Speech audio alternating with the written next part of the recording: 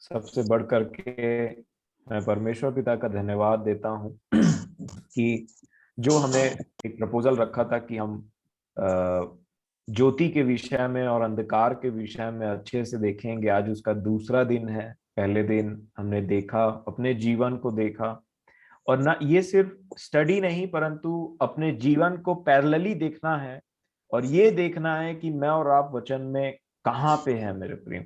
ये इंपॉर्टेंट है। ये कोई ऐसा हमने ऑर्गेनाइज नहीं किया है कि हम किसी विषय में जाने सिर्फ, और जानने के बाद में बोले कि अब मैं जान गया ज्योति और अंधकार के बारे में, अब मुझे समझ में आ गया। उस जानकारी को होना इतना जरूरी है क्योंकि उसके जानने के बिना हम मन नहीं फिरा पाएंगे। परंतु मेन पर्पस क्या है? हम मन फिरा करके फलवंत हो, ये हमारा मेन पर्पस है।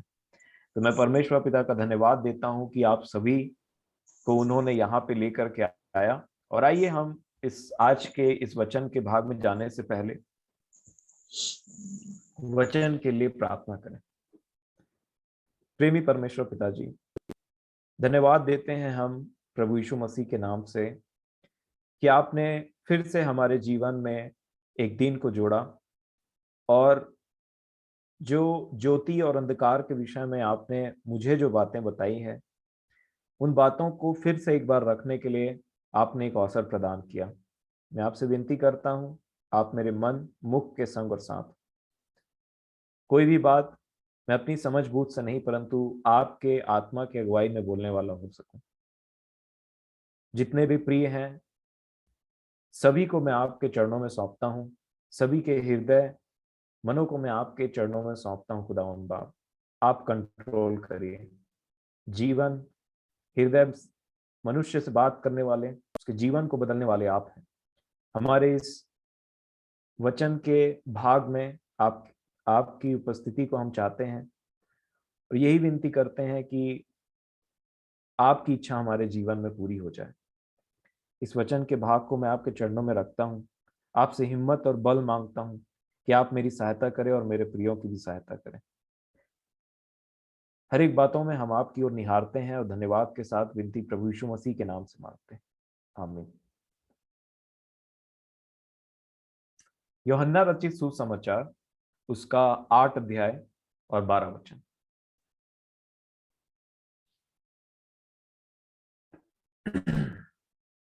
जैसे कि कल हमने देखा कि ज्योति के विषय में हम ध्यान कर रहे थे, और उसी कंटिन्यूएशन में आज हम आगे अपने इस वचन के भाग में चलेंगे, जहां पे हम मेनली परमेश्वर के वचन से पहले अंधकार को समझेंगे। कि क्योंकि बाइबल में उत्पत्ति में जब परमेश्वर वहां पे आए तो वहां पे उन्होंने देखा कि पृथ्वी बेडौल भी है और अंधकार, और फिर उन्होंने ज्योति के विषय में बात किया।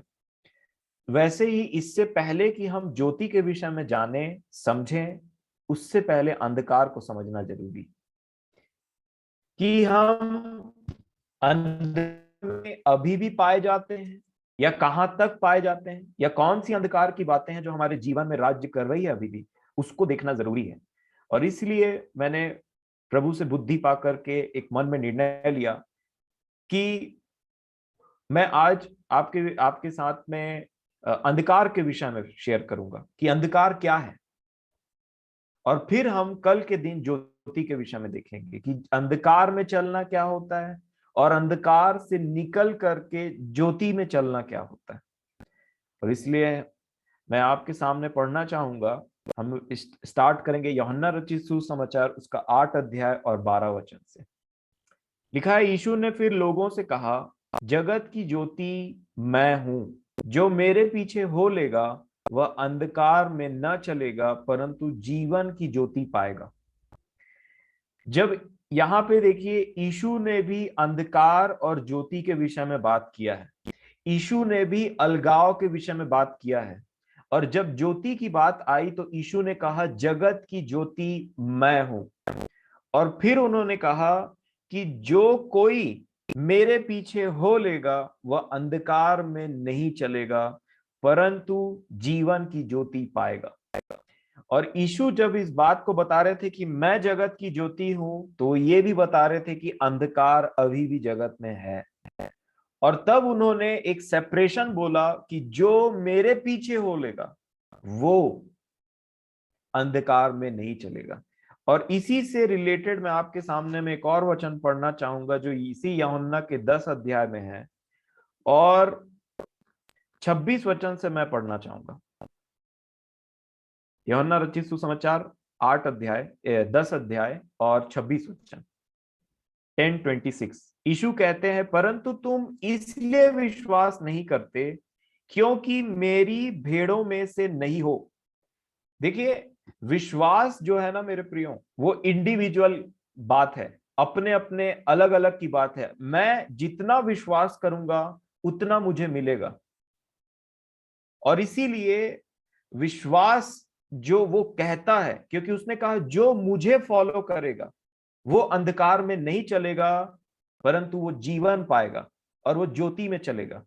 और तब उसने यहां पे बोला विश्वास के बारे में, और फिर कहा 28 वचन में 27 वचन में उसने कहा, मेरी भेड़ें मेरा शब्द सुनती हैं।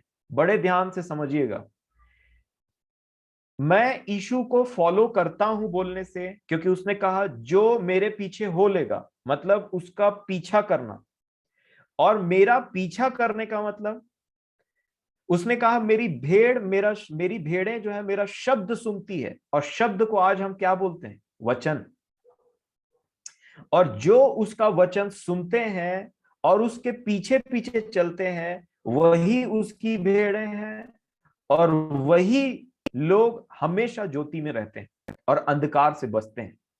तो कल तो हमने ज्योति के विषय में देखा, अंधकार के विषय में भी देखा थोड़ा सा, परंतु ज्योति में चलने का सबसे पहला स्टेप है प्रभु यीशु मसीह पर विश्वास करना, और उसी के साथ जुड़ा हुआ है जो उसने कहा उसको पढ़ना, सुनना और उसको अपने हृदय में बसा लेना और उसके पीछे चलना। और अगर एक व्यक्ति ऐसा करता है तभी वो ज्योति में बना रहता है और अंधकार का कोई भाग उसमें नहीं रहता। और फिर उसने कहा, मैं फिर 27 को पढ़ूंगा, मेरी भेड़ें मेरा शब्द सुनती हैं। शब्द सुनते हैं, वचन सुनते हैं। मैं आपको बताना चाहता हूं कि जरूरी नहीं कि जब आप वचन को पढ़ते हैं तो आप वचन सुनते हैं, या वचन को सुनते हैं जैसे कि मैं अभी बोल रहा हूं तभी आपको सुनाई दे। आप खाना बनाते रह सकते हैं, आप ड्यूटी जाते रह सकते हैं, आप कोई भी काम करते रह सकते हैं और उसके बीच में वो आपसे बात करते रहता है कंटिन्यूअसली। क्योंकि चरवाहा और भेड़ का जो कनेक्शन है वो ज्यादा देर तक नहीं टूट सकता। अगर आवाज नहीं सुनाई दे रही है तो क्वेश्चन करने की जरूरत है कि चरवाहा कहां चला गया, कहां मैं चला गया, जो क्योंकि चरवाहा तो वही रहता है। मैंने कौन सा मोड़ ले लिया, मैं कहां पे भटक गया जो मुझे चरवाहे की आवाज सुनाई नहीं दे रही। और इसीलिए मेरे प्रियो यहां पे वो कहते हैं मेरी भेड़ें मेरा शब्द सुनती है और मैं उन्हें जानता हूं। इसी अध्याय में उन्होंने कहा मेरी भेड़ें मुझे जानती हैं और मेरा शब्द पहचानती हैं। और इसी अध्याय में उन्होंने कहा कि वे मेरे पीछे मैं उन्हें जानता हूं और मेरे पीछे पीछे चलती है और वे मेरा शब्द सुनती है। और अगर आप 28 वचन में देखेंगे तो वो बोलते हैं अगर ये कंटिन्यूअसली चला ना, कि यीशु बोलता रहा हम सुनते रहे और पीछे चलते रहे, यीशु बोलता रहा हम सुनते रहे और उसके पीछे चलते रहे, अगर ये कंटिन्यूअसली चलता रहा हमारे इस संसार के जीवन में, तो 28 वचन में इसका परिणाम क्या है? और मैं उन्हें अनंत जीवन देता हूं। वो कभी नाश नहीं होंगी, वो ऐसे ही चलते में वो अनंत जीवन को प्राप्त कर लेंगी और इसी रूप में कभी भी वो भटकेंगी नहीं। और इसीलिए मेरे प्रियो यहां ज्योति और अंधकार को जब उसने अलग अलग किया ना, तो उसने एक बात बोला जो हमने पढ़ा अभी 8 अध्याय में, मैं जगत की ज्योति हूं और जो मेरे पीछे, तुम अगर ज्योति में रहना चाहते हो तो मेरे पीछे हो लो। और मेरे पीछे होने का मतलब क्या है? मेरे हर एक बात को ध्यान से सुनो और ध्यान से विश्वास करो और उससे न दाएं भटकना न बाएं भटकना। यही एक क्राइटेरिया है जिससे मैं और आप उसके सच्चे भेड़ के समान, और कभी अगर भटक भी जाओ इधर उधर तो वो ढूंढने आता है और ढूंढने आ करके हमको उठा करके फिर से अपने उस झुंड में शामिल करता है। ये उसका अनुग्रह, ये उसकी दया है, बहुत बड़ी दया। और इसीलिए आज हम देखेंगे, इससे पहले कि हम ज्योति में जाएं, हम देखेंगे कि अंधकार आखिर बोलते किसको है। और एक व्यक्ति अगर अंधकार में है तो आज वचन से उसका खुलासा होगा और ज्योति चमकेगी कि जो जो अंधकार में है हमारा जीवन जहां पे भी, उसमें ये प्रकट हो जाए हम पर कि हम कहां पे आज भी अंधकार में पाए जाते हैं। ये प्रभु यीशु मसीह की इच्छा है आज हमारे जीवन में इस समय के लिए। और इसीलिए इसको समझने के लिए मैं आपसे निवेदन करूंगा कि हम पढ़ेंगे रोमियो की पुस्तक, उसका 13 अध्याय।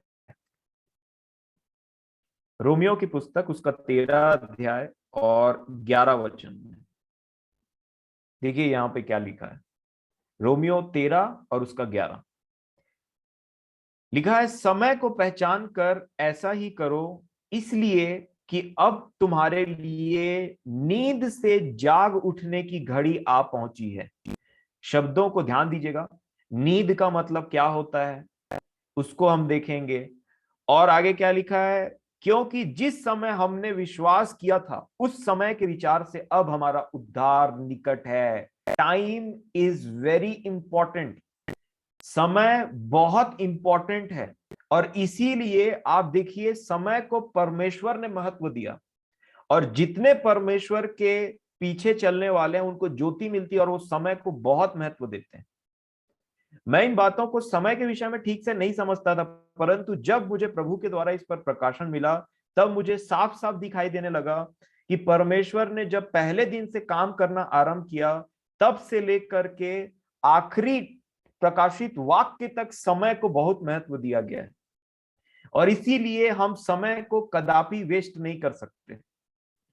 बहुत महत्वपूर्ण और बहुत, मैं बोलना चाहूंगा, भय से अपना जीवन बिताने की जरूरत है कि जब हम समय के विषय में बात करते हैं मेरे प्रिय। और इसीलिए उन्होंने कहा समय को पहचानो और ऐसा करो, ऐसा ही करो, इसलिए अब तुम्हारे लिए नींद से जाग उठने का समय आ गया है। और फिर 12 वचन में क्या कहा उन्होंने, देखिए क्या बात लिखी है, रात बहुत बीत गई है और दिन निकलने पर है। ये कितने साल पहले उसने कहा था।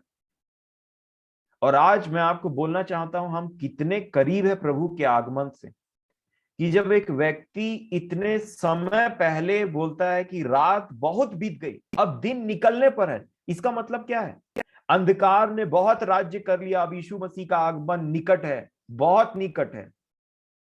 और वो कहते हैं कि रात बहुत बीत गई और दिन निकलने पर है। और फिर उन्होंने कहा इसलिए हम अंधकार के कामों को त्याग कर ज्योति के हथियार बांध लें। अंधकार के कामों को त्यागने के लिए बाइबल बोलती है, आज प्रभु यीशु हमको सलाह दे रहा है कि अंधकार के कामों को त्यागो क्योंकि मैं शीघ्र आने वाला हूं। और मैं आपको बता देना चाहता हूं कि जिस व्यक्ति के लिए ये सेंटेंस या ये इंफॉर्मेशन है ना कि यीशु आने वाला है, ये अगर पुराना हो गया है या उसको लगता है कि उसमें देरी है, वो सबसे बड़े धोखे में है। और प्रकाशित वाक्य की पुस्तक में आप अगर ध्यान से पढ़ेंगे तो उसमें लिखा हुआ है, दूत कंटिन्यूअसली स्वर्ग में परमेश्वर के सामने बोल रहे हैं, पवित्र पवित्र और पवित्र, जो था, जो है और जो आने वाला। ये बाइबल, ये करंट मैसेज है स्वर्ग का जो अपडेटेड चल रहा है कि पवित्र है और वो पवित्र है और वो पवित्र है। मतलब तुम पवित्रताई का पीछा करो, उस पवित्रता को पकड़े रहो। और दूसरी बात कभी मत भूलना, वो था, वो है और वो आने वाला। ये मैसेज अगर किसी के लिए पुराना हो गया ना मेरे प्रियो, मैं बोलना चाहता हूं वो ऑलरेडी भटक गया है। परंतु प्रभु का अनुग्रह है कि आज हमको उन्होंने फिर से ये मौका दिया और फिर से हम इन बातों को देख पा रहे हैं। इसीलिए समय को पहचानिए, रात बहुत बीत गई है, दिन निकलने पर है। और फिर वो बोलते हैं हम अंधकार के कामों को त्याग कर ज्योति के हथियार बांध लें। तो क्या है ये अंधकार के काम और क्या है ये ज्योति के हथियार? ज्योति के हथियार के बारे में तो हम देखेंगे बाद में, परंतु अंधकार के कामों के विषय में हम ध्यान दे रहे हैं। 13 वचन में क्या लिखा है, जैसा दिन को शोभा देता है वैसा ही हम सीधी चाल चलें। तो दिन को क्या शोभा नहीं देता, उसके आगे लिखा है, न कि लीला क्रीड़ा और पियक्कड़पन, न व्यभिचार और लुचपन में, और न झगड़े और डाह में। ये है अंधकार के पहले कामों का वर्णन, यहां से स्टार्ट होता है। सबसे पहले बात आती है कि सीधी चाल चलना, और उसके बाद में लिखा है लीला क्रीड़ा में मत फंस जाना, और उससे रिलेटेड है एक बार पियक्कड़पन। आज पियक्कड़पन को अच्छे से समझेंगे, और अंधकार के कामों के साथ ये पियक्कड़पन को क्यों बार बार लिखा गया है, और क्या होता है ये पियक्कड़पन। क्योंकि एक व्यक्ति जब पियक्कड़ बोलने से कि जो नशा करता है, कि जो शराब पी लिया उसके बाद उसको नशा होता है और वो उसमें झूमने लगता है, और ये अंधकार के कामों में से एक है। मैं 13 वचन को फिर से पढ़ूंगा, जैसा दिन को शोभा देता है वैसा ही हम सीधी चाल चलें, सोबर। और फिर उसने कहा लीला क्रीड़ा, उन्होंने कहा कि लीला क्रीड़ा में मत फंसे। लीला क्रीड़ा का मतलब होता है कि शरीर और उसकी अभिलाषाएं, और ये शारीरिक बोलने से कि उसको देख लिया, वो अच्छा दिख रहा है, ये अच्छी दिख रही है, ये मेकअप कर लिया, उसको रिझा लिया थोड़ा सा, और नाना प्रकार की बातें, जितनी भी गंदगी की बातें हैं शरीर को लेकर के, बाहरी दिखावटी, और या किसी को मैं और आप लुभाना चाहते हैं और उसमें पड़े रहना चाहते हैं। जैसा कि ये संसार को आप देखेंगे तो आपको ये समझ में आ जाएगा कि अपने पीक लेवल पे है ये।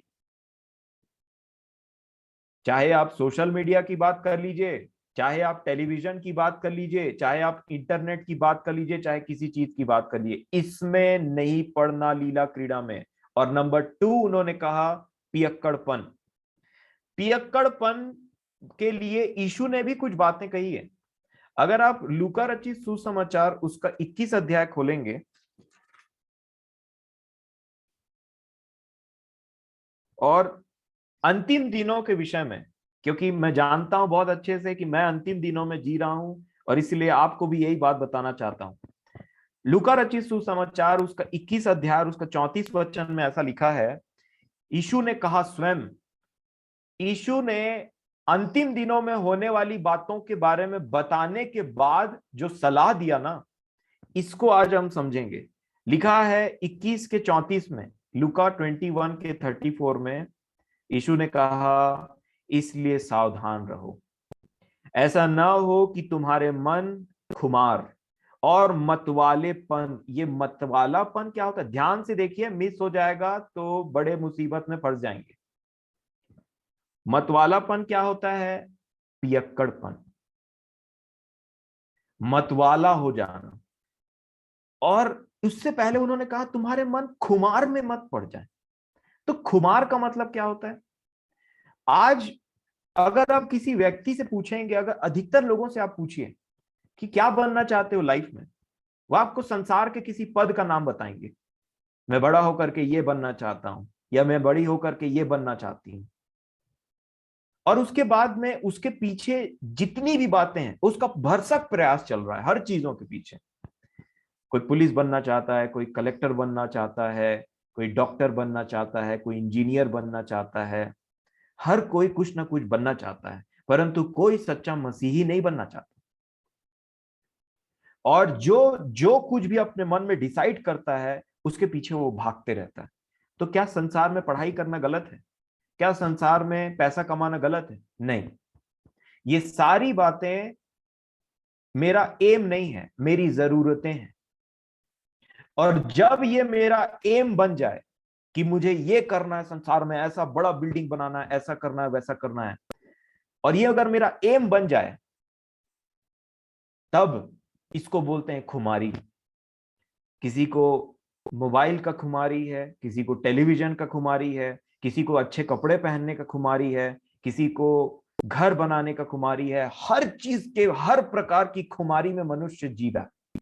और ये खुमारी क्या करता है, हमारा ध्यान प्रभु यीशु मसीह की तरफ से हटा करके संसार की तरफ डाइवर्ट कर देता है, और हम कब भटक जाते हैं पता नहीं चलता। और इसी यही रीजन है कि मैं और आप इफेक्टिव नहीं बन पाते हैं खुमारी में। और यही इसीलिए प्रभु ने कहा कि देखो, बड़े ध्यान से समझिएगा, ये खुमारी क्या करता है मेरे प्रियो, चाहे वो खुमार हो, चाहे मतवालापन हो, चाहे जीवन की चिंताएं हो, ये क्या कर देगा मेरे और आपके मसीही जीवन को? सुस्त बना देगा। यीशु ने इसकी वार्निंग बहुत पहले से दे करके रखी। ना तुम खुमारी में रहो और ना तुम पियक्कड़पन में रहो। पियक्कड़पन का मतलब आप ध्यान से समझिए कि जो भी पियक्कड़पन में रहता है, क्या लिखा है? हर कोई व्यक्ति जो पीता है, जो नशा करता है, वो रात में करता है। और रात का मतलब क्या होता है? अंधकार, जिसमें किसी को ज्योति नहीं है। तो एक होता है जो फिजिकल पियक्कड़पन होता है, जिसमें आदमी सही का शराब पीता है और नशे में झूमते रहता है। और एक होता है जो सही का शराब नहीं पीता, वो बोलेगा मैंने कभी शराब को छुआ ही नहीं। तुम कैसे बोल सकते हो कि मैं पियक्कड़ हूं? तुम कैसे बोलते हो कि मैं नशा करने वाला हूं? तुम कैसे बोलते हो कि मैं मत वाला हूं? तो मैं आपको बता देना चाहता हूं कि नशा शराब का ही नहीं होता, नशा संसारिक वस्तुओं का भी होता है। और अगर इस नशे में कोई झूम रहा है, कई बार देखिए प्रभु के पीछे चलते चलते चलते चलते, प्रभु ने हमको एक टाइम में जो ज्योति दिया, उसमें चलते चलते चलते चलते कोई आप ऐसी संगति में पड़ गए, या आपका मन खुद आपको ऐसे ऐसे विचार देने लग जाएगा कि देख सकते हैं ना मूवी, इसमें क्या प्रॉब्लम है? देख सकते हैं ना ये चीज, कर सकते हैं ना ये चीज, वहां पे भी तो जा सकते हैं, ये भी कर सकते हैं, ये भी तो पहन सकते हैं ना, कोई दिक्कत है क्या? एक टाइम में जो चीज को आपने ना बोला था, वो चीजें वापस से आने लगेंगी। और इसीलिए पियक्कड़पन बोलने से जरूरी नहीं कि आदमी डेली डेली पिए। एक पियक्कड़ ऐसे भी होते हैं जो डेली पीते हैं, डेली नशा में रहते हैं, और वो संसार है।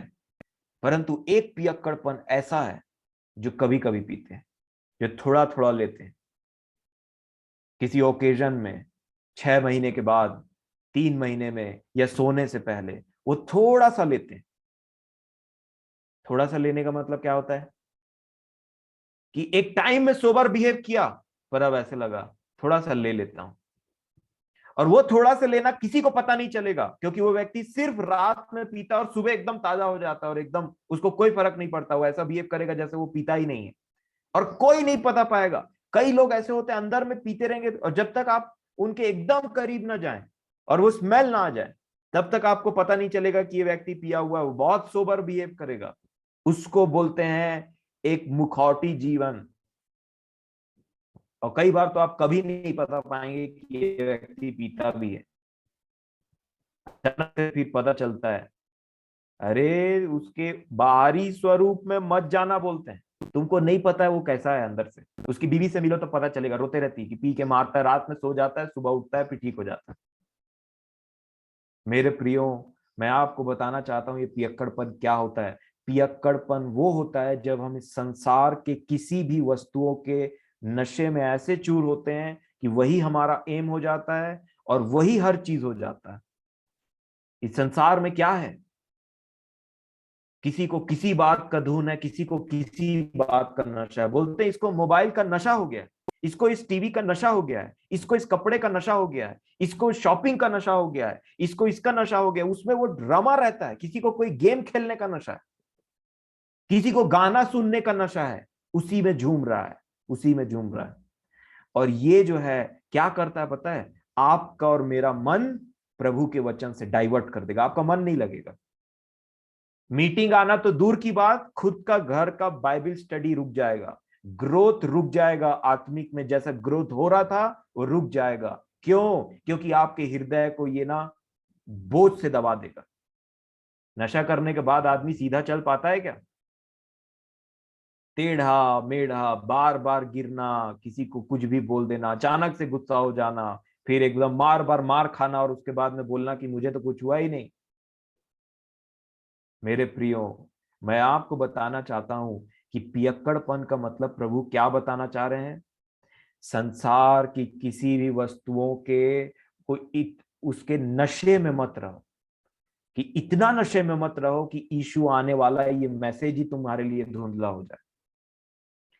इतना भी नशे में रहो मत रहो कि पवित्रता का जो जीवन जीना है वो तुम्हारे लिए धुंधला हो जाए। इतना भी नशे में मत रहो कि यीशु ने क्या कहा वो तुम्हारे लिए धुंधला हो जाए। ये होता है पियक्कड़पन। और पियक्कड़पन कब होता है? रात में, अंधकार में। और फिर तीसरी बात जो उसने कहा वो चिंता। चिंता का मतलब ये होता है कि आपके पास में, हमारा जब प्रभु से विश्वास हट जाता है ना, या अब हम आधा विश्वास करने वाले हैं, अल्प विश्वासी हैं, तो हम बोलते हैं कि मेरा क्या होगा, उसका क्या होगा, मेरे बच्चों का क्या होगा, मेरे हस्बैंड का क्या होगा, मेरी वाइफ का क्या होगा। प्रभु में रहिए, आपका फ्यूचर सेफ है उसके हाथों में, कुछ नहीं होगा। न तुम्हारे प्राण की हानि होगी क्योंकि एक एक बाल गिने हुए हैं, और ना ही किसी के बच्चों का फ्यूचर बर्बाद हो सकता है। लेखक कहता है, मैंने जवानी से लेकर के बुढ़ापे तक देखा, परंतु किसी भी धर्मी जन के बच्चों को भीख मांगते हुए नहीं देखा है। फ्यूचर हमारा सेफ है परमेश्वर के हाथों में, कुछ नहीं होगा। क्योंकि जब हम इन बातों में सोचते हैं ना, अब आप सोच लीजिए कि आप किस चिंता में है, और वो कौन सी चिंता है जो आपको बाइबल पढ़ने से रोकती, वो कौन सी चिंता है, कौन सा पियक्कड़पन, कौन सा दिन का ऐसा काम है जो आपको संगति में आने से रोकता है। परमेश्वर की संगति में पहले, फिर बाद में मनुष्यों की संगति में। और इसीलिए मेरे प्रियो, पियक्कड़पन बहुत इंपॉर्टेंट है। तो क्या लिखा, और इस जीवन की चिंताओं से सुस्त हो जाए और वह दिन तुम पर फंदे के समान अचानक आ पड़े। ये एक फंदा लगाया जा रहा है, मैं आपको बताना चाहता हूं किस बात का फंदा है। फंदे में सबसे पहला है पियक्कड़पन। आप इसको इमेजिन करिए कि बहुत बड़ा एक जाल है, और इतना बड़ा जाल है कि ये पृथ्वी को उसमें कैप्चर करने वाला है। और इस जाल का सबसे बड़ा बेट क्या है, वो वो बोलते हैं ना, वो जैसे चूहा को पकड़ना रहता है तो कुछ उसमें टमाटर लगाते हैं, चारा, है ना। तो उसका सबसे ये जो फंदा लगा रहा है ना शैतान, उसका सबसे बड़ा चारा क्या है पता है, ये दुनिया की चकाचौंध जो आदमी को नशीला बना दे रही है, उसके नशे में कोई झूम रहा है। आप किसी के मोबाइल को उठा के देखिए, किसी लैपटॉप को खोलिए, उसमें आपको एक कार का फोटो नजर आएगा, मोटरसाइकिल का फोटो नजर आएगा, गिटार का फोटो नजर आएगा। क्यों? क्योंकि वो उसके नशे में चूर है, और अगर वो उसको मिल जाए तो वो किसी और के नशे में चूर हो जाएगा। किसी को लड़के का नशा है, किसी को लड़की का नशा है, और हर प्रकार के नशे में आज मनुष्य है। और यही उसके लिए वो ड्रिंक है, वो नशा है जिसको पी करके वो झूम रहा है और अंधेरे में। यीशु ने कहा, और वह दिन तुम पर फंदे के समान अचानक आ पड़े, ऐसा ना हो, ध्यान रखो। और फिर 35 वचन में क्या लिखा पता है, ध्यान से देखिए, क्योंकि वह सारी पृथ्वी के सब रहने वालों पर इसी प्रकार आ पड़ेगा। ये जितने पृथ्वी के आपको आप लोग दिखाई देते हैं ना, ये सब पृथ्वी वालों के लिए एक फंदा लगाया जा रहा है, इनको फंसाने का फंदा। और इसका चारा मैं फिर से बता देता हूं, पियक्कड़पन और डिसिपेशन, जिसको हिंदी में लिखा है खुमारी, खुमार, मतवालापन, और इस जीवन की चिंताएं। ये 3 बेट है जो यीशु ने हमको सतर्क करने के लिए हजारों साल पहले बता दिए, और आज फिर अपने आत्मा के द्वारा बताता है। और इसीलिए पौलुस ने कहा, क्या कहा, कि तुम वापस अब रोमियो 13 में आ जाइए, रोमियो 13 अध्याय और 13 वचन, 13 का 13। और इसीलिए देखिए, पौलुस भी ये बता रहे हैं कि रात बहुत बीत गई, अब दिन निकलने वाला है, अब यीशु वापस आने वाला है, और इसलिए तुम रात के कार्यों को छोड़ करके जैसा दिन को सुहावता है वैसा चलो। और 13 वचन में उन्होंने कहा, जैसा दिन को शोभा देता है वैसी सीधी चाल चलें। बार बार इधर उधर हपट के गिरना और ये होना, हम प्रभु में स्ट्रेट क्यों नहीं चल पाते कभी कभी? क्यों? इसका रीजन क्या है? क्योंकि हम किसी नशे में चूर हैं, इसीलिए चलना चाहते हैं सीधा, जाते हैं टेढ़ा। क्योंकि संसार का नशा भी हमारे साथ में मिक्स है, और कोशिश तो भरपूर करते हैं कि सीधा चलें। एक पियक्कड़ आदमी बहुत कोशिश करता है कि सीधा चलूं, सीधा चलूं, और जाके टेढ़ा फेंका जाता है। फिर कोशिश करता है कि सीधा चलूं, सीधा चलूं, परंतु वो नशा उसको सीधा चलने नहीं देता। इसीलिए इसीलिए क्या कहा मेरे प्रियो, ज्योति को अंधकार से अलग करा। इस संसारिक बातों से, उन संगति से, वो चीजें जो आपको सुस्त बना देती, चाहे वो प्रार्थना करने की बात हो, चाहे वचन पढ़ने की बात हो, चाहे वचन पर विश्वास करने की बात हो, चाहे संगति में आने की बात हो, आज कितने लोग सुस्त पड़ गए, कितने लोग पी के पड़े हैं कहीं पे। कोशिश किया उन्होंने चलने का, दौड़ना भी चाहा, बाइबल में तो ऐसा लिखा है दौड़ो। तो पियक्कड़ आदमी को पिला करके दौड़ाओगे तो कहां भागेगा? सीधा भागना चाहेगा लेकिन जोर से टकराएगा दीवार में और वहीं गिर जाएगा और सो जाएगा, और सुबह होगा फिर नींद उठेगा, खुलेगा। हम ऐसे ना हो। मैं आज आपको सच और सच कहता हूं, ये बातें आपको हंसाने के लिए या आपका मन बहलाने के लिए नहीं, मैं आपको सीधी बात बोल रहा हूं जो प्रभु ने मुझे सिखाया। पियक्कड़ आदमी को ध्यान से देखिएगा, वो खूब कोशिश करता है दौड़ने या चलने का, वो ऐसे उसको लगेगा वो सीधा जा रहा है, परंतु वो टेढ़ा टकरा जाता है। क्यों? क्योंकि उसने नशा लिया हुआ है। और जब वो किसी से मार खा के या कहीं टकरा करके गिर जाता है, वो सो जाता है, सो जाता है। और इसी को लिखा है, हे सोने वाले जाग।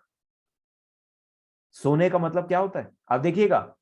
मैंने बहुत सारे पियक्कड़ लोगों को देखा है, वो टकरा करके जहां गिरेंगे या तो उनको उठा करके उनके घर ले जाया जाएगा और डायरेक्ट सुबह उठेंगे। फिर तो सुबह उठेंगे तब तक यीशु आ जाया रहेगा। दिन का मतलब क्या होता है? यीशु का समय। और इसीलिए यहां पे लिखा है। और आप देखिए, एक पियक्कड़ व्यक्ति को कोई समझ नहीं रहता है, वो पीने के बाद अपना समझ बूझ खो देता है और उसके बाद में जाकर के लुचपन करता है, किसी की बीवी को छोड़ना, छेड़ना या उसको गलत नजरिए से देखना। ये सब क्यों आता है? क्योंकि हम संसार के उस पियक्कड़पन में शामिल रहते हैं। और इसीलिए मेरे प्रियो, प्रभु से उजियाला मांगिए, ज्योति में चलिए, ताकि हम उस पियक्कड़पन से बाहर निकल सकें। और इसीलिए पौलुस ने कहा 13 में, उन्होंने कहा जैसा दिन को शोभा देता है वैसा ही हम सीधी चाल चलें, ना कि लीला क्रीड़ा में। इनसे बाहर निकलो, कोई भी शारीरिक बातें या आंख की बातें, इनसे बाहर निकलिए और उसके रूट कॉज को पकड़ो। मोबाइल है तो मोबाइल को खत्म करो, निकलिए वहां से, उन सीरियल से, उन जो भी चीजें से जहां आप फंसे हुए हैं, जो आपके आंख को धोखा खिलाता है और ठोकर खिलाना, निकलिए। और फिर अपने आंखों को, अपने शरीर को, अपने मनों को प्रैक्टिस दीजिए प्रभु से प्रार्थना करके, प्रभु अनुग्रह करिए कि मैं आप में सीधा चल सकूं। हाँ मेरे प्रियो, ये आत्मा के द्वारा संभव है, मैं आज आपको बोलता हूं। और फिर उन्होंने कहा, और पियक्कड़पन में, तो हमने देखा इस बात, न व्यभिचार में और न लुचपन में और न झगड़े और डाह में। जितने लोग झगड़ा करते हैं ना, जितने लोग जलन करते हैं, झगड़ते हैं एक दूसरे से, क्योंकि हमारी लड़ाई मांस और लहू से नहीं। जितने लोग झगड़ा करते हैं, ये मेरा, ये तेरा, तू ऐसा, ये वो, फलाना ठिकाना, जितने भी झगड़े हैं वो सब अंधकार में होते हैं। जितने अंधकार में हैं वो झगड़ा करते हैं। अगर आपको अभी भी कंटिन्यूअसली करना है, झगड़े में रहना है, किसी भी प्रकार के डिस्प्यूट में पड़ना है, या झगड़ा करना है या लड़ाई करना है, तो समझ लीजिए आप अंधकार में हैं, क्योंकि मैं नहीं, बाइबल ये बात बोलती है। और नेक्स्ट नंबर, डा, जलन में।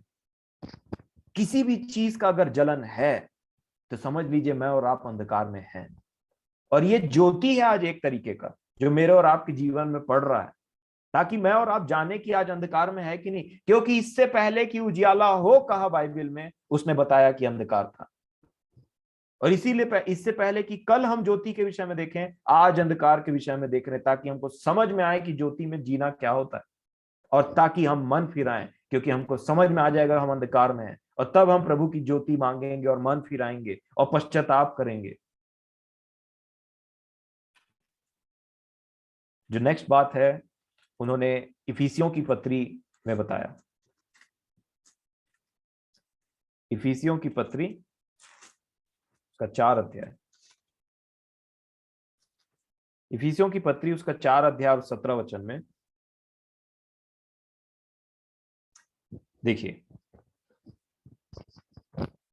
मैं आपसे निवेदन करूंगा कि इसको एज अ होमवर्क लें, और इफिसियों की पत्री 4 अध्याय खासकर 17 से लेकर के ये आखिरी 6वें अध्याय तक आप इसको पढ़िए और मनन करिए। इसमें साफ लिखा है कौन सी बातें अंधकार की है और कौन सी बातें उजियाले की है, और कैसे फाइट करना है।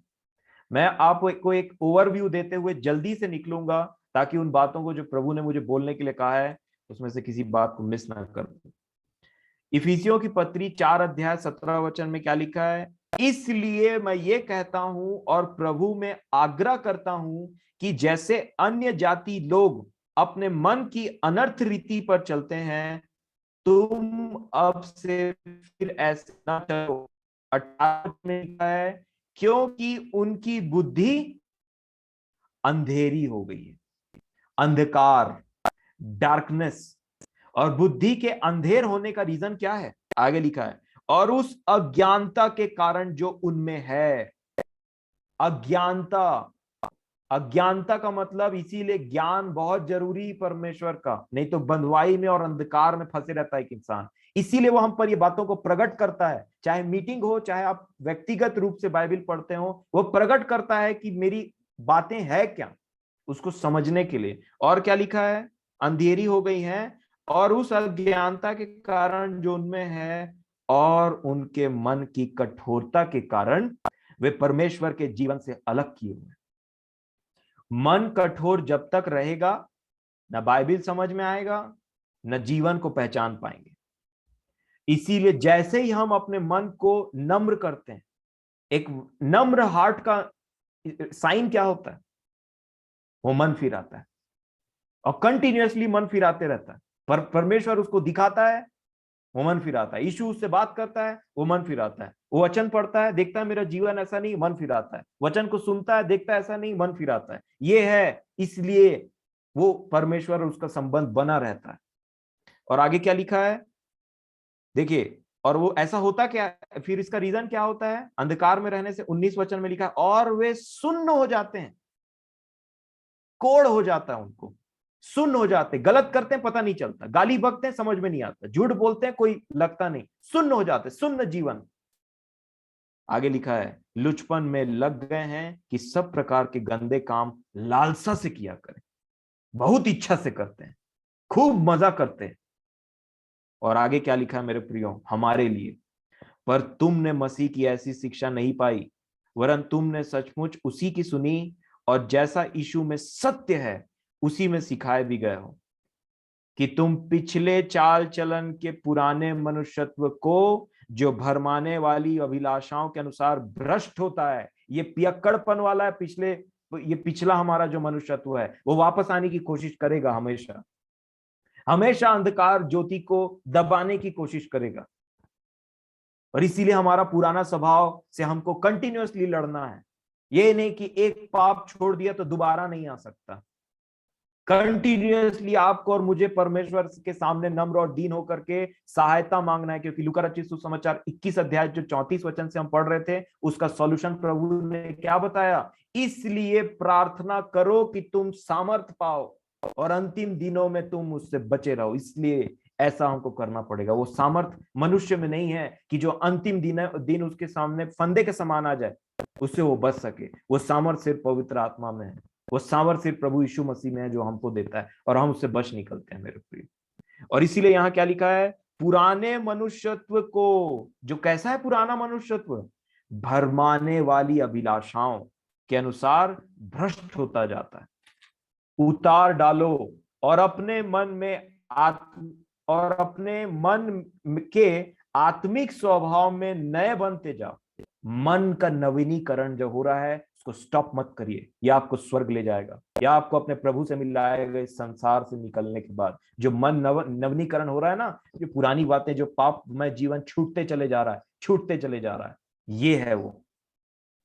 लिखा है 24 वचन में, और नए मनुष्यत्व को पहचान लो जो परमेश्वर के अनुरूप सत्य की धार्मिकता और पवित्रता से सृजा गया है। नया मनुष्यत्व में दो क्वालिटी है, वो परमेश्वर के अनुरूप होता है और उसी के सत्य की धार्मिकता में हमेशा सत्य को उसने पहला प्रेफरेंस दिया। उन्होंने, पौलुस सत्य में रहता है, वो मन फिरा फिरा करके किसी भय से नहीं डरता है, क्योंकि उसको जितना उसके परमेश्वर ने दिखाया, यहां तू गलत है, वहां तू गलत है, डेली डांट खाता है, डेली उसका मन दुखता है कि मेरा जीवन ऐसा है, लेकिन वो मन फिरा फिरा करके आगे बढ़ते चले जाता है मेरे प्रिय।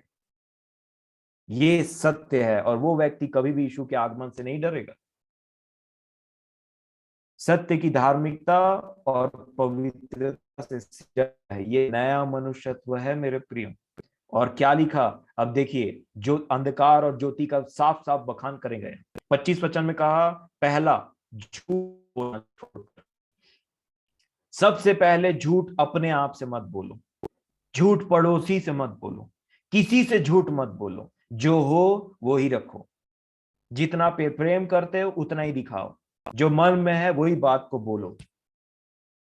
और झूठ, पहला चीज बोला, झूठ बोलना छोड़ दो। क्यों? आप एक हाथ यहां रख लीजिए, और ये दूसरा थिस्सलुनीकियों, उसका दूसरा अध्याय और 9वां वचन, ध्यान से समझिए। दूसरा थिस्सलुनीकियों दूसरा अध्याय और उसका 9 वचन। क्योंकि ये हाई टाइम है, शैतान, ये अंतिम समय में हम जी रहे हैं और हम बहुत अच्छे तरीके से जानते हैं। और उसी के विषय में लिखा है, देखिए क्या लिखा है, 2:2-9, दूसरा थिस्सलुनीकियों 2:9। उस अधर्मी का आना शैतान के कार्य के अनुसार सब प्रकार की झूठी सामर्थ। वहां क्या कहा उन्होंने? झूठ बोलना छोड़ दो, कोई झूठ नहीं रहना चाहिए। झूठी सामर्थ पर कौन विश्वास करते हैं पता है? जो खुद अंदर से झूठे होते हैं, उनको झूठी सामर्थ बहुत पसंद आती है। और आगे लिखा है, और चिन्ह और अद्भुत काम के साथ होगा। और देखिए इसमें कौन जुड़ेगा? और नाश होने वालों के लिए अधर्म के सब प्रकार के धोखे के साथ होगा। तो धोखा कौन खाता है? जो झूठ में है। हर मनुष्य को जो अपने जो किसी दूसरे को धोखा देता है ना, उसको ये बात समझना चाहिए कि पहले वो खुद को धोखा दे रहा है। एक व्यक्ति अपने आप को धोखा दिए बिना दूसरे को धोखा दे ही नहीं सकता। सबसे पहले एक व्यक्ति को अपने आप को धोखा देना पड़ेगा, मैं ऐसा नहीं हूं, मैं वैसा नहीं हूं, और फिर वो दूसरे को धोखा देगा, वही झूठा स्वभाव दिखा करके। तो शैतान का आना और उसका जो एंटी क्राइस्ट है, उसका प्रगटीकरण हर प्रकार के झूठे चिन्ह और चमत्कार से होगा। और जितने झूठे हैं ना, जितने झूठ के चाहने वाले हैं, वो उसके पीछे चले जाएंगे। और यही वार्निंग दिया था यीशु ने अंतिम समय के लिए। और आगे क्या लिखा है 10वें वचन में, देखिए कौन है, और नाश होने वालों के लिए अधर्म के सब प्रकार के धोखे के साथ होगा। तो नाश होने वाले सबसे पहले धोखा खाएंगे। क्यों धोखा खाएंगे और क्यों धोखा खाता है कोई व्यक्ति? यहां पे लिखा है, क्योंकि उन्होंने सत्य से प्रेम नहीं किया जिससे उनका उद्धार होता। इसी कारण कौन भेजेगा? इसी कारण परमेश्वर उनमें एक भटका देने वाली सामर्थ को भेजेगा। आप सोच सकते हैं कि भरमाने वाला शैतान नहीं होगा, भरमाने वाला परमेश्वर होगा। अंतिम दिनों में वो भरमाएगा लोगों को। और क्यों भरमाएगा? क्योंकि उन्होंने सत्य की प्रतीति नहीं की। जब सत्य सुनाया जाता है ना, लोग भागते हैं, तितर बितर हो जाते हैं, इधर उधर हो जाते हैं। कोई पसंद नहीं करता सत्य को, क्योंकि सत्य हमेशा ज्योति से निकलता है, हमेशा लाइट पड़ता है। तो सत्य, इसीलिए मैं भी आपको बोलता हूं, कभी झुंड का पीछा मत करिए, कभी भीड़ का पीछा मत करिए। और हमेशा अपने आप को, सत्य पहले आपको बहुत कड़वा लगेगा, हिला करके रख देगा आपको, क्योंकि वो सत्य है आपके विषय में, परंतु वो आपके अंदर से आपको बहुत अच्छा कर देगा। एक कड़वी दवाई के समान है सत्य। इसीलिए कभी भी ना झूठ बोलिए, कभी ना किसी को बिना मतलब का प्रेस करिए अगर आपके मन में वो बात है नहीं तो। और हमेशा सत्य बोलिए। कम लोगों के साथ रहिए, परंतु प्रभु के साथ संपर्क बना करके रखिए। मेरे प्रियो, अंतिम दिनों के लिए लिखा है, परमेश्वर भटकाएगा ऐसे लोगों को जो झूठ की प्रीति, जो झूठ से प्रेम करते हैं। आपको और मुझे सत्य से प्रेम हो जाना चाहिए। कौन सत्य बोलेगा मैं उसी के पास जाऊंगा। मुझे झूठ से नहीं सुनना अपने बारे में, मुझे झूठ नहीं जानना, मुझे सत्य का चेकअप चाहिए। डॉक्टर आपको बोले आपको कैंसर है, और डॉक्टर आपको बोले अरे थोड़ा सा पिंपल हुआ है, वो ठीक हो जाएगा 2 दिन के अंदर। आप सोच नहीं सकते लॉन्ग टर्म में आपका क्या हालत करेगा वो अंदर से। परंतु अगर आपको बोल दे तो उसका ट्रीटमेंट स्टार्ट हो जाएगा, आप अंदर से ठीक होंगे। और इसीलिए मेरे प्रियो, हमेशा सत्य, ये अंधकार की बात बोल रहा हूं, जो अंधकार के है ना, वो हमेशा झूठ पसंद करते हैं, झूठ बोलते हैं, सुनना भी झूठ चाहते हैं, और खुश भी होते हैं, और जानते हैं कि ये झूठ है। तैयार होंगे, बोलेंगे मैं कैसे दिख रहा हूं, मैं कैसी दिख रही हूं, बोलेंगे आप अच्छे दिख रहे हो। उनको पता है ये झूठ है, तो बोलेंगे छे झूठ बोल रहे हो। अब देखिए क्या चल रहा है यहाँ पे।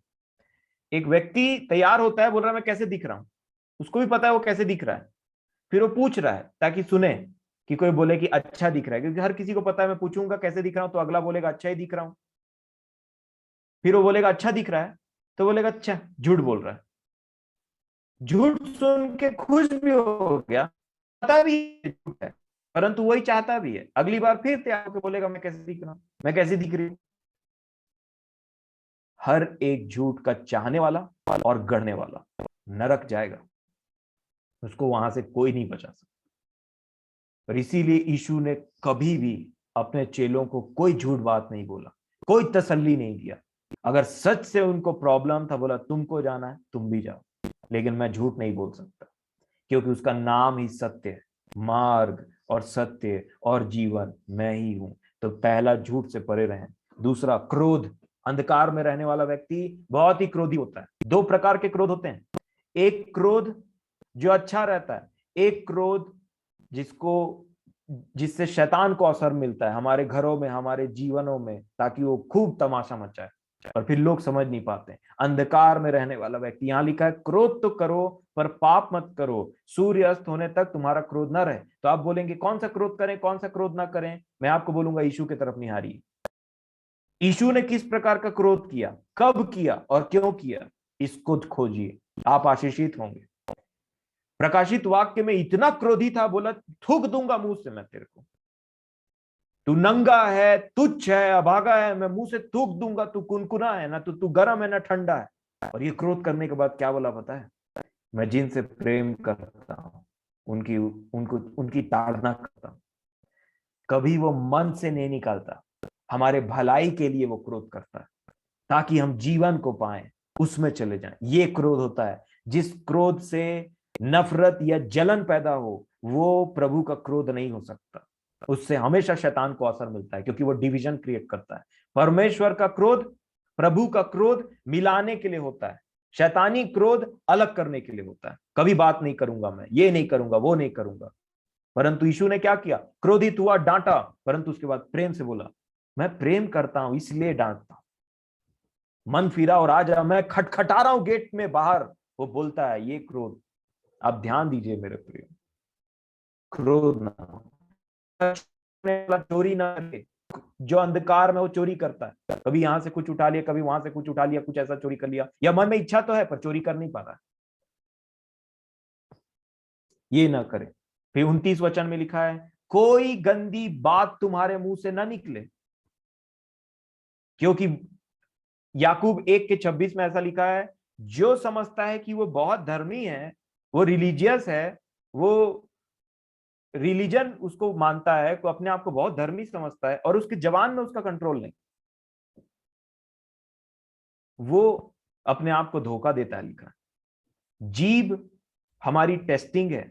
अगर आप देख रहे हैं कि आपका मसीही जीवन, मैं बोलना चाहूंगा कि मान लीजिए आपका हाथ आपका साथ नहीं दे रहा, आपका आंख साथ नहीं दे रहा है, आपका कान साथ नहीं दे रहा है, जो बात नहीं सुनना उसको सुनना, जो नहीं देखना उसको देखना, जो नहीं करना उसको करना, जहां नहीं जाना वहां जाते हैं। मैं आपको बोलना चाहता हूं, सबसे पहले आप इस बात को परेशान होना छोड़ दीजिए, सबसे पहले ध्यान दीजिए आपका जवान पर कंट्रोल है, कि जो मन में आता है उसको बोल देते हैं, पटपट पटपट जहां भी मन में आता है उसको बोल देते हैं। क्यों मैं ऐसा बोल रहा हूं, क्योंकि जिस प्रकार घोड़े को लगाम से कंट्रोल किया जा सकता है, इतना ताकतवर होता है घोड़ा, अगर पैर मार रहा उसका पैर को पकड़ने जाएंगे तो पता नहीं क्या हालत होगा। लेकिन अगर उस घोड़े को कंट्रोल करना है तो लगाम को खींच दीजिए, वो कंट्रोल हो जाएगा। इसी प्रकार अगर आप देख रहे हैं कि आपका किसी चीज में कंट्रोल नहीं है, आंख, सोच विचार या हाथ पैर, सबसे पहले जीभ को चेक करिए, क्या जीभ कंट्रोल में है। क्योंकि इसी बात का एग्जांपल दिया, घोड़े लगाम से कंट्रोल किए जाते हैं, बड़ी बड़ी जहाजें उनका लंगर लगा करके कंट्रोल किया जाता है। लंगर लगा है तो बड़ी जहाज इधर से उधर नहीं होगा, लंगर नहीं लगा है तो बड़ी जहाज इधर से उधर हो जाएगी। कहने का मतलब क्या है, जीप कंट्रोल में नहीं है तो सारा जीवन कंट्रोल से बाहर रहेगा हमेशा। इसीलिए इन्होंने कहा कोई करप्ट बात, कोई गंदी बात तुम्हारे मुंह से नहीं निकले। गाली देना दूर की बात है, अब हम बहुत दूर आ गए वो सब चीजों से। आपके मन में कई बार कोई खराब जोक या ऐसी बातें जो आपको लगेगा अरे ये तो कितना ह्यूमर वाली बात है, इसको बोलूंगा तो लोग हंसेंगे। पवित्र आत्मा कहता है चुप, ये मेरी ओर से नहीं। और इसलिए हम वहां पे अपना स्मार्टनेस दिखाने से अच्छा, अपना ह्यूमर दिखाने से अच्छा वहां चुप हो जाते हैं। ये कंट्रोल बहुत जरूरी है जबान में। कोई गंदी बात तुम्हारे मुंह से नहीं निकले। जो अंधकार में रहते हैं वो गंदी बात करते हैं मुंह से, उनका जबान में कोई कंट्रोल नहीं रहता। ये सबसे पहला चेकअप है जो बाइबल में लिखा हुआ। फिर लिखा, ये सब करके क्या करते हैं, पवित्र आत्मा को शोकित मत करो, ऐसा कहा उसने, जिससे छाप लगा है छुटकारे के दिन के लिए। पवित्र आत्मा शोकित होता है अननेसेसरी गुस्से से, क्योंकि देखता है ये अभी भी अंधकार में है। शोकित होता है उसकी जब देखता है इसका शरीर अभिलाषा कर रहा है और संसार के पीछे लगा हुआ है, बोलता है अभी भी अंधकार में, वापस आ रहा है। शोकित होता है चोरी से, शोकित होता है गंदी बात से। और फिर यहाँ पे एक लिस्ट दिया हुआ है 31 वचन में, कड़वाहट रखते हो तो अंधकार में हो। किसी भी बात की कड़वाहट रखते हो अंधकार में हो। प्रकोप आता है अचानक से, गुस्सा बहुत ज्यादा जो कंट्रोल ना हो, अंधकार की बातें। क्रोध आता है बिना मतलब का, अंधकार की बातें। कलह, चिल्ला चिल्ला करके कहीं कुछ बोलना और नारेबाजी लगाना, ये सब उसमें आता है, क्लैमर बोलते हैं उसको, कलह, क्रोध में, अंधकार में। निंदा करते हो, किसी का नाम बदनाम करते हो, इधर की बात उधर करके, वैसा है नहीं, उसका नाम बर्बाद कर दिया, रेपुटेशन खराब कर दिया, उसको निंदा बोलते हैं, स्लैंडर, अंधकार में। बैर भाव रखते हो किसी से, अंधकार में हो। ये सब दूर किए, इसके विपरीत क्या करो, एक दूसरे पर कृपालु हो, करुणा में हो, क्षमा करो जैसा प्रभु ने तुम्हारे अपराध क्षमा किए। ये आज चेकअप हो रहा है मेरे प्रियो। इससे पहले कि दवाई दी जाए, डॉक्टर टेस्ट लिखता है, जा इसको टेस्ट करा के आओ पहले, फिर दवाई मिलेगा। इसीलिए कल ज्योति की बात पहले बताई जाए, उससे पहले अंधकार की बात बताई जा रही है कि जिसमें जिसमें हो, समझो किसमें ज्योति में हो कि अंधकार में। आगे उन्होंने कहा, 3 वचन पढ़ना चाहूंगा, 5 का 3 इफिसियों। जब पवित्र लोगों को योग्य है, कैसा है पवित्र लोगों की योग, वैसे तुम्हें व्यभिचार और किसी प्रकार के अशुद्ध काम, व्यभिचार की तो बात ही ना हो, किसी प्रकार की व्यभिचार हो, गंदी बात की तो एकदम बात ना हो, दूर रहे। कई बार जेंट्स और लेडीज और लड़के लड़कियां बहुत गंदी बात करते रहते हैं, चर्च में खड़े होकर के, चर्च के अंदर बैठ करके गंदी बात करते रहते हैं। ये प्रकार की बातें ना हो। लिखा है लोभ की चर्चा तक ना हो, लोभ की बात नहीं करना। लोभ का डेफिनेशन क्या होता है पता है, जब एक व्यक्ति कंटिन्यूअसली अपने जीवन में ना असंतुष्ट रहने लग जाता है, वो लोभ की तरफ बढ़ता है। अब देखिए किन किन चीजों में हम असंतुष्ट हैं, क्योंकि एक असंतुष्ट व्यक्ति कभी भी धन्यवाद नहीं दे सकता, कभी भी धन्यवादी नहीं बना रह सकता। और इसीलिए वो लोभ की चर्चा तक ना हो। लोभ की चर्चा देख लीजिए, किस बात की लोभ की चर्चा होती। लोभ किसी भी चीज का हो सकता है, किसी व्यक्ति का भी लोभ हो सकता है, शादी होने से पहले और शादी होने के बाद भी हो सकता है, किसी दूसरे का व्यक्ति का लोभ, किसी वस्तु का लोभ हो सकता है, घर का, गार्डन का, फूल का, पौधे का, सोफे का, कपड़े का, हेयर स्टाइल का, शॉल का, किसी भी चीज का लोभ की चर्चा तक ना हो। संतुष्ट रहो, क्योंकि शैतान में अगर आप उसके जीवन के बारे में देखेंगे, क्यों वो गिराया गया था पता है, क्यों परमेश्वर ने उसको शैतान बना दिया, क्योंकि वो असंतुष्ट था। उसको जो परमेश्वर ने दिया था, इतना अच्छा स्वरूप, ये वो सब चीजें दिया था, परंतु वो परमेश्वर के तुल्य बनना चाहता था। असंतुष्ट था, इतना उसका स्वभाव है। और वही लालच पैदा करता है। हवा और आदम के पास में ऐसी कोई चीज नहीं थी जो उनके पास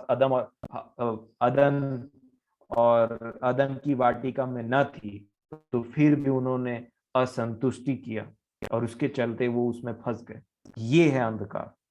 आगे लिखा है, क्योंकि तुम जानते हो कि किसी व्यभिचारी या अशुद्ध जन या लोभी मनुष्य की जो मूर्ति पूजा के बराबर है, ये सब किसके बराबर है? मूर्ति पूजा के बराबर है, मसीह और परमेश्वर के राज्य में विरास नहीं। ये है आज की ज्योति जो अंधकार के विषय में ज्योति दे रही है। और मेरे प्रियो, इसीलिए इसके बाद क्या लिखा पता है? एक आंखें खोल देने वाली बात 6वें वचन में, क्योंकि कोई तुम्हें व्यर्थ बातों से धोखा ना दे। मतलब अगर ये चीजें जीवन में है और कोई तुमको फिर भी बोल रहा है कि यीशु के राज्य में पहुंच जाओगे, स्वर्ग राज्य में पहुंच जाओगे, उसके साथ सदा काल का निवास में रहोगे, ये धोखा है, ये धोखा है। और आगे क्या लिखा? इसलिए तुम, लिखा है, सॉरी, इसी में लिखा है, क्योंकि इन्हीं कामों के कारण परमेश्वर का क्रोध आज्ञा न मानने वालों पर भड़कता है। ऐसे ही काम करने के वालों के ऊपर में भड़कता है। फिर साथ में लिखा, इसलिए तुम उनके सहभागी ना हो। सहभागिता, मसीह का बलियाल के साथ क्या नाता, उजाले का अंधियारे के साथ क्या नाता, और एक सच्चे मसीही का जो स्वर्गीय राह पे है उसका अंधकार के साथ क्या नाता, और इन सब बातों के साथ क्या नाता। सहभागिता ना हो। क्या लिखा? और तब मैं आपको बताना चाहता हूं, तब इस वचन में आया 8 वचन में, क्योंकि तुम तो पहले अंधकार थे। ये जितनी ऊपर बातें मैंने आपको बताया ना टाइम निकाल करके, मैंने जानबूझ के स्किप नहीं किया। मैं जान रहा हूं कि मैं टाइम इसमें होगा, लेकिन मैं जान रहा हूं कि ये बातें स्किप नहीं की जा सकती। यही अंधकार की बातें, और आज हमारा टॉपिक यही है कि इनमें से एक भी बात हमारे जीवन में है वो अंधकार है। और इसीलिए इन्होंने 8 वचन में क्या कहा? क्योंकि तुम तो पहले अंधकार थे परंतु अब प्रभु में ज्योति हो। ये बातें पहले की थी। गंदी बात करना, किसी को गंदी नजर से देखना, मन में गंदा सोचना, जलन रखना, डाह करना, गाली बकना, इधर की बात उधर करना, किसी के बारे में निंदा करना, संसार में सोचना कि मैं इतना बड़ा करूंगा, ये करूंगा, वो करूंगा, पैसा कमाऊंगा, और उसी में आगे बढ़ते रहना, असंतुलित, ये पहले की बातें थी, अंधकार की बातें थी। और तब उन्होंने कहा, मैं आपके सामने में पढ़ना चाहूंगा 10 वचन, और यह परखो कि प्रभु को क्या भाता है। तो एक पियक्कड़ आदमी परख सकता है कि प्रभु को क्या भाता है? कि संसार का पिया हुआ व्यक्ति समझ सकता है कि प्रभु को क्या भाता है? नहीं, वो सोबर नहीं है, वो सीधा चल नहीं सकता, सीधा सोच नहीं सकता, इसलिए उसका दिमाग काम करना बंद कर देता है। एक पियक्कड़ आदमी का बुद्धि भ्रष्ट हो जाता है। और इसीलिए आगे क्या लिखा है 11 वचन में, अंधकार के निष्फल कामों में सहभागी ना हो, वरन उन पर उलाहना दो, जैसा आज दिया जा रहा है। उलाहना दो उन पर। सबसे पहले किसी और को उलाहना देने से पहले अपने आप को उलाहना दो। निकल उस अंधकार की बातों से, कब तक पड़ा रहेगा?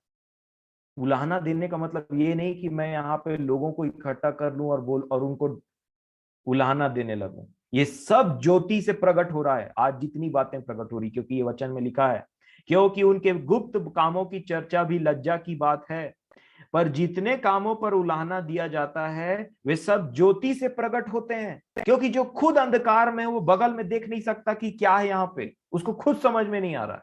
जो इन नशे में पड़ा हुआ है उसको समझ में नहीं आ रहा, जो अंधकार में जी रहा है उसको समझ में नहीं आ रहा है। तो कौन निकालेगा हमको इससे? लिखा है 14 वचन में, इस कारण वह कहता है, हे सोने वाले जाग और मुर्दों में से जी उठ। ये मरे हुए काम है, जितने बातों की अभी चर्चा की, जी उठ उसमें से, तो मसीह की ज्योति तुझ पर चमकेगी। तब ज्योति की बात आएगी। और क्या लिखा? इसलिए ध्यान से देखो कि कैसे चाल चलते हो, निर्बुद्धियों के समान नहीं परंतु बुद्धिमानों के समान चलो। एक व्यक्ति जो अंधकार में कभी बुद्धिमानी से नहीं चल सकता।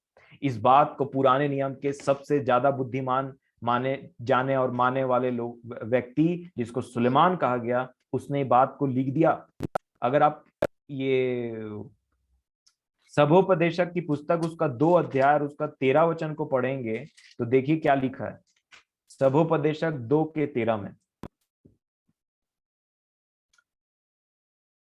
सभोपदेशक 2 अध्याय और उसका 13 वचन लिखा है, तब मैंने देखा कि उजियाला अंधियारे से जितना उत्तम है, उतना बुद्धि भी मूर्खता से उत्तम है। किसका कंपेयर किया? उजियाला जितना अंधियारे से उत्तम है, उतना बुद्धिमानी निर्बुद्धि से उत्तम है। और इसीलिए पौलुस बार बार पत्री में लिखते थे कि निर्बुद्धियों के समान मत चलो, बुद्धिमान बनो, समय को पहचानो और बुद्धिमानी से चलो। जो ज्योति में है वही चल रहा है बुद्धिमानी से। और जितनी ज्योति हमको मिली है मेरे प्रियो आज तक, बुद्धिमानी से चलिए। मैं आज आपको यही बात बताना चाहता हूं। क्योंकि जो अंधकार में चल रहा है ना, उसको बहुत बड़ा धोखा होने वाला है। फिर से उन्होंने लिखा, अगर आप पहला थिस्सलुनीकियों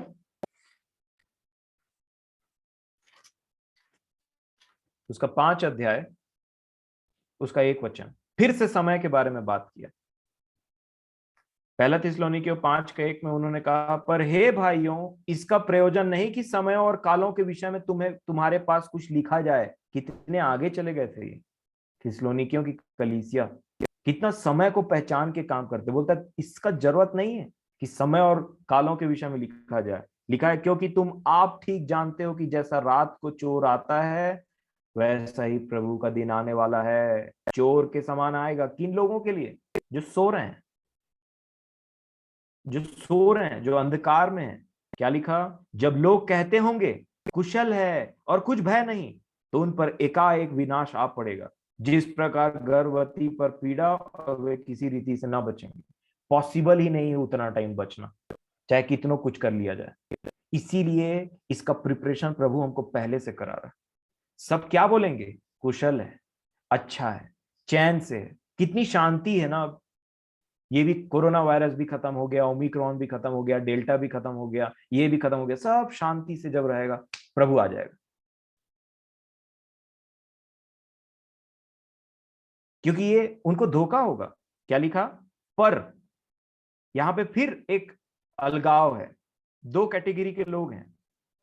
चौथा वचन में, पर हे भाइयों, तुम तो अंधकार में नहीं हो कि वह दिन तुम पर चोर के समान आ पड़े। किन लोगों को सरप्राइज करेगा प्रभु का आगमन? जो अंधकार में है। सीधी सी बात है मेरे प्रिय। और वो बोलते हैं तुम अंधकार में नहीं हो। तो ये क्वेश्चन मार्क है कि आंसर है? ये हमको अपने अपने जीवन में ध्यान देने की जरूरत है। और इसीलिए आगे क्या लिखा है? क्योंकि तुम सब ज्योति की संतान और दिन की संतान हो। हम न रात के हैं न अंधकार के हैं, इसलिए हम दूसरों के समान सोते न रहें, पर जागते और सावधान रहें। क्योंकि जो सोते हैं वे कब सोते हैं? रात ही को सोते हैं। और जो मतवाले होते हैं वे रात ही को मतवाले होते हैं। ज्योति की बात कल बताई जाएगी। और इसीलिए मेरे प्रियो, मैं आपको बताना चाह रहा हूं कि अंधकार कैसा अंधकार है। ये सिर्फ वो उत्पत्ति वाला अंधकार नहीं है, ये मनुष्य के जीवन के अंदर का अंधकार है, जिसको प्रभु दूर करता है। आज आपको अगर लगा कि प्रभु ने मुझे खूब डांटा, खूब मेरे लिए वचन को बताया, मैं आपको बताना चाहता हूं ये एक साइन है उसके प्रेम का। और मैं सच बोल रहा हूं, आपको कोई झूठी बात नहीं बोलूंगा, क्योंकि मैं बहुत भय खाता हूं वचन को प्रचार करते टाइम। प्रकाशित वाक्य में जब उसने लौदीकिया की कलीसिया को एक बात बोला, तू जो समझता है कि मेरे पास सब चीज है, मैं अमीर हूं, मेरा ये है वो है, यहाँ पे लिखा हुआ है मुझे कुछ घटी नहीं, ये नहीं जानता कि तू अभागा, तुच्छ, नंगा और अंधा है। अंधा पॉइंट आउट किया, तू अंधा है, तू देख नहीं रहा है। सोचिए, वो सोच रहे थे कि हमारे पास सब चीज है, हम सही रास्ते में चल रहे हैं, और प्रभु ने बोला तू अंधा है, नंगा है, तुच्छ है, अभागा है। मैं तुझे, परंतु ऐसा बोलने के बाद वहीं छोड़ दिया क्या? बोला मैं तुझे सम्मति देता हूं। आग में ताया हुआ सोना मेरे पास से ले ले, आंखों में सूरमा लगाने के लिए ले ले ताकि तू देख सके। और इतना मैं बोलना चाहता हूं, पूरा ध्वस्त कर दिया उसकी धार्मिकता को उसी के सामने चिट्ठी लिख करके। मान लीजिए ऐसी चिट्ठी मेरे और आपके पास में लिखे पहुंचे, हम सोचेंगे प्रभु हम किसी चीज के लायक नहीं, परंतु उसने क्या बोला पता है? मैं जिससे प्रेम करता हूं उसको उसकी उलाहना करता हूं। अपने आप को आशीषित समझिए जब वो आपको डांटे। मैं अपने आप को आशीषित समझूंगा जब हम मुझको डांटे, और खूब डांटे झूठ बात के लिए, खूब डांट पड़े। एक व्यक्ति को डांट नहीं पड़ा था, यहूदा इस्करियोती। हश्र आप अच्छे से जानते हैं, कंटिन्यूअसली यीशु के साथ रह के चोरी करता था थैली में से। लिखा है उसके बारे में, यीशु को पता था वो थैली में से पहला पैसा निकालता था, पैसा निकालता था, पैसा निकालता था, और अपने अपने जरूरतों के लिए पूरा करता, चोरी करता था। यीशु ने कभी नहीं डांटा उसको। सोचिए, और किसको डांट पड़ रहा है? पतरस को तो खूब डांट पड़ा, याकूब को तो बहुत डांट पड़ा, यूसुफ को तो यूहन्ना को तो बहुत डांट पड़ा, चेलों को तो खूब डांट पड़ी। परंतु उन डांट ने, उस डांट को, सत्य को उन्होंने अपने जीवन में लिया और यीशु का पीछा कभी नहीं छोड़ा। और आज वो स्वर्ग में है उसके साथ। उसी प्रकार यीशु भी हमारी जब आंखों को खोलता है, जब डांटता है ना, तो कितने नम्र स्वभाव से बोलता है कि मैं उनको डांटता हूं जिनसे मैं प्रेम करता हूं। मैं खटखटाता हूं दरवाजा में खड़ा होकर के, तुम दरवाजे को खोले और मैं अंदर आऊं और तुम्हारे साथ में खाना खा सकूं। आप देखिए मेरे प्रियो, किन तक ये बातें पहुंचती, किन तक सत्य बात पहुंचती है। मैं कैसे समझाऊं आपको? मेरे पास वो शब्द नहीं है कि मैं उस बातों को, उस सच्चाई को अपने मुंह के द्वारा बोल सकूं। मैंने भरपूर कोशिश किया। अगर आपको लगता है आप टोटली अंधकार में हैं, आज आप एक नई शुरुआत कर सकते हैं। ये प्रभु बोलता है। उसने एक ऐसी कलीसिया को जिसको जीरो धार्मिकता बना दिया, उसने कहा आज तू स्टार्ट कर सकता है फिर से। जीलस हो, मन फिरा ले सब चीजों से, मान ले कि मैंने तुझे क्षमा किया और नई जिंदगी स्टार्ट कर। ये उसका प्रतिदिन का मैसेज है मेरे प्रियो। नहीं तो मैं और आप आज नहीं रहते। यहूदा इस्करियोती के समान शैतान हमारे अंदर एंटर हो जाता, हम खुद को कुछ कर लेते या फिर मर जाते और उसके सामने पहुंचते तो डायरेक्ट हमको नर्क भेज देता। परंतु उसने हमसे ऐसा व्यवहार नहीं किया। मैं आपको यीशु मसीह के नाम से ये बात बोलता हूं, आज वो दिन है कि हम मन फिरा लें, पापों से पश्चाताप, उन अंधकार की बातों को हमारे जीवन में जो पाई जाती है, उन पियक्कड़पन से मन फिरा लें और प्रभु से बोलें, प्रभु धन्यवाद आज आपने अब मुझे सत्य बात से मिलवाया। और अगर जिन लोगों, और अगर आपके पास में आपने थोड़ा सा भी ज्योति में चलना स्टार्ट किया है ना, मैं आपको बताना चाहता हूं, हिम्मत मत हारिए। एक वचन मैं आपको पढ़वाना चाहता हूं, नीति वचन उसका 4 अध्याय निकालिए और उसका 18 वचन। नीति वचन 4 अध्याय उसका 18 वचन। देखिए क्या लिखा है, सब पढ़ें अपने बाइबल में से। नीति वचन 4 अध्याय 18 वचन में लिखा है, परंतु धर्मियों की चाल उस चमकती हुई ज्योति के समान है जिसका प्रकाश दोपहर तक अधिक अधिक बढ़ता रहता है। आज जो ज्योति हमारे अंदर थोड़ी सी है ना, उसमें चलते रहिए। प्रभु जो मत दिखाए उससे मन फिराइए। आप सुबह, आपने देखा है सुबह कैसे होता है?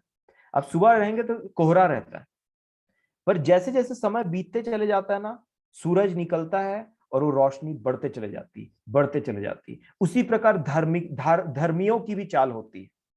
एक बार में ऐसा नहीं होता कि रात बीत गई और एकदम से सूरज निकल गया, नहीं। बढ़ते बढ़ते बढ़ते दोपहर का जब समय होता है ना, एकदम से चमचमाता है हर चीज। वैसे ही अगर आज मैं और आप स्टार्ट करते हैं ना, यकीन मानिए आज थोड़ी सी ज्योति हो आपके पास में, उसमें चलते रहिए, चलते रहिए, विश्वास करिए, मन फिराइए और प्रभु में अपने जीवन को बड़े गंभीरता से इन वचनों के आईने में देखते हुए कोई कपट हटा करके, हर प्रकार का कपट हटा के चलते रहिए, चलते रहिए उसके पीछे। आपका जो जो सुबह का उजाला जो धुंधला रहता है ना, समझ कई बार समझ नहीं आता रात है कि दिन है, वो समय पार होते होते वो उजाला ऐसा बड़ा हो जाएगा ना कि सब चमकदार हो जाएगा मेरे प्रिय। चलना मत छोड़िए पीछे, हिम्मत ना हारिए। चेलों को 3.5 वर्ष तक कुछ समझ में नहीं आया, ये क्या बात करता है प्रभु, समझ में नहीं आ रहा प्रभु, ये दृष्टांत समझा दे, ऐसा कर दे। क्या तुम भी समझ नहीं पाते हो? ये सब चीजों के बाद भी उन्होंने पीछे चलना नहीं छोड़ा। और इसका रिजल्ट क्या हुआ पता है? यूहन्ना रचित सुसमाचार 16 अध्याय आपका होमवर्क रहेगा, उसको पढ़िए। यीशु ने जब बातों को कहा लास्ट में, तो उन्होंने क्या कहा पता है? अब तू हमसे खुल करके बातों कहता है, अब तू हमसे प्लेन प्लेन बात करता है, अब हमको सब समझ में आता है। ये आपके जीवन में होएगा, हो जाएगा। अगर चलना छोड़ दिया तो वो दिन कभी नहीं आए। अगर चलते रहे, सब यीशु कर लेगा। बस अपने हृदय को साफ रखिए, मन फिराइए, अंधकार में से निकलिए।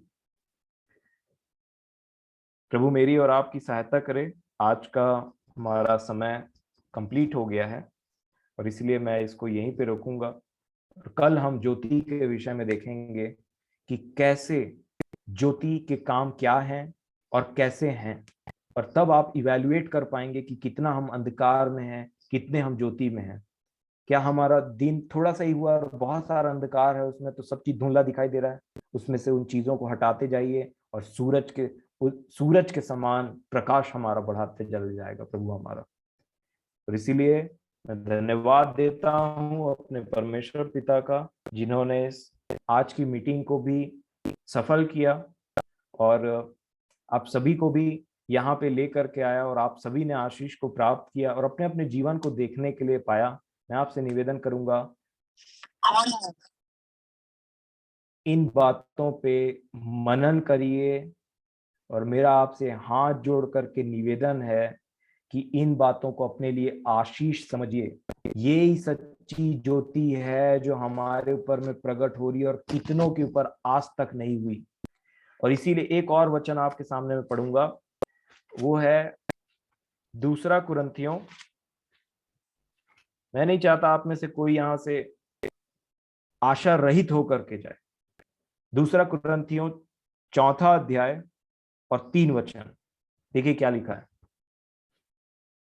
2 कुरिन्थियों 4 अध्याय 3 वचन में लिखा है, परंतु यदि हमारे सुसमाचार पर पर्दा पड़ा है तो यह नष्ट होने वालों के लिए पड़ा है और उन अविश्वासियों के लिए जिनकी बुद्धि इस संसार के ईश्वर ने अंधी कर दी है। जो अंधकार में रहते हैं उन्हीं को अंधा बोलते हैं।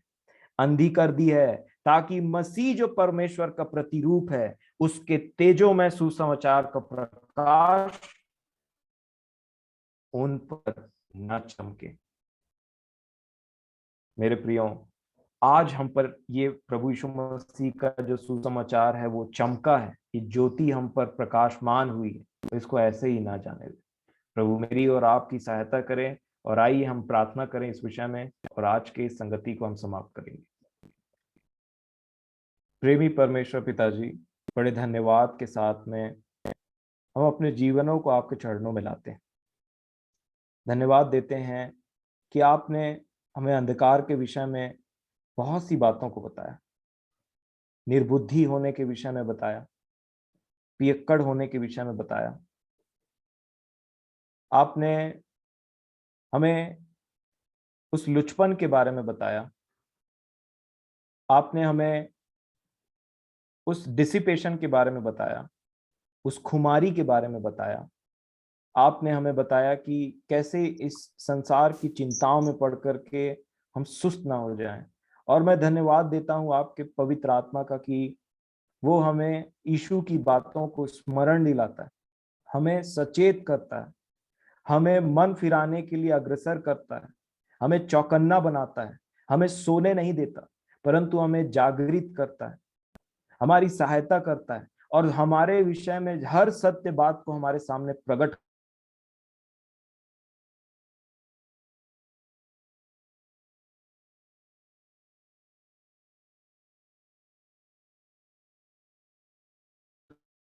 करता है, अपने सत्य को जान सके। आपने यीशु को हमारे लिए ज्योति ठहराया और जब यीशु इस पृथ्वी से चले गए तो उन्होंने कहा तुम जगत की ज्योति हो। और इसलिए आप नहीं चाहते कि हम अंधकार में रहें, क्योंकि आपने अंधकार को ज्योति से अलग किया और ज्योति को देखकर, उजियाले को देख करके कहा कि अच्छा है, हमेशा हम उजियाले में रहें ताकि आप हमें देख करके कहें कि अच्छा है। प्रेमी परमेश्वर पिताजी, आज हमें से जितनों का जीवन अंधकार में है, हम पर अनुग्रह करें कि हम अपने जीवनों को ध्यान से देखने पाए, कोई झूठी बातों से तसल्ली देने ना पाए, परंतु आज के दिन को आपके अनुग्रह को पहचान सकें, आपके दया और आपके उस महान प्रेम को जो उलाहना के साथ आता है, परंतु प्रेम से भरा हुआ है, मौके से भरा हुआ है, और चाहता है कि हम भी आपके पुत्र के समानता में बदलते चले जाएं, हम अपने विषय में ज्योति पाएं, ताकि हम उन अंधकार की बातों से मन फिरा करके विश्वास करते हुए कि आपने हमें क्षमा किया है, उन बातों की संगति में से निकल करके, उन हर एक बातों के पियक्कड़ पर और हर प्रकार के अंधकार में बातों से जो आपने हम पर प्रकट किया है, उन सब में से निकल करके बुद्धिमान हो जाएं, आपके भय में जीवन बिताएं, अलगाव का जीवन रखें और पवित्र बनते चले जाएं। प्रेमी परमेश्वर पिताजी, मैं आपका धन्यवाद देता हूं कि आप नहीं चाहते कि हम में से कोई नाश हो जाए, और हम में से ऐसी कोई खूबियां नहीं है खुदावन बाप कि आप हम पर ऐसा आशीष करें और ऐसी दया करें। होने दें कि हम आपके वचन का आदर करें, मन फिराएं और बड़े भय के साथ आपके पास वापस चले आएं, क्योंकि आत्मा पुकार पुकार करके कहता है कि यीशु शीघ्र आने वाला। मैं धन्यवाद देता हूँ आपके इस ज्योति के लिए जो आपने हमारे जीवन में अपने वचन से दिया। मैं धन्यवाद देता हूँ मन फिराने वाले आत्माओं के लिए, मन फिराने वाले जीवन के लिए। आप आशीष दें, विश्वास करना सिखाएं हमें, ताकि हम विश्वास करें और हर प्रकार के गिल्ट से बाहर आ जाएं, और धन्यवाद दें अपने जीवन के लिए आपको, और हमारे जीवन से आपकी महिमा हो सके। जब हम ज्योति में रहेंगे तभी फलवंत होंगे खुदावंद बाप, आपने कहा। सारी बातों के लिए मैं धन्यवाद देता हूँ, और हम सबके जीवनों को मैं आपके चरणों में सौंपता हूँ, और आपसे यही विनती करता हूँ कि अगर आप हमें कल का दिन दिखाएं तो जरूर हमारे इस स्टडी को आप कंटिन्यू करें, ताकि हम ज्योति के विषय में देख सकें। हमारा डिपेंडेंसी हमेशा आप पर हो। धन्यवाद के साथ विनती प्रभु यीशु मसीह के नाम से मांगता, आमीन।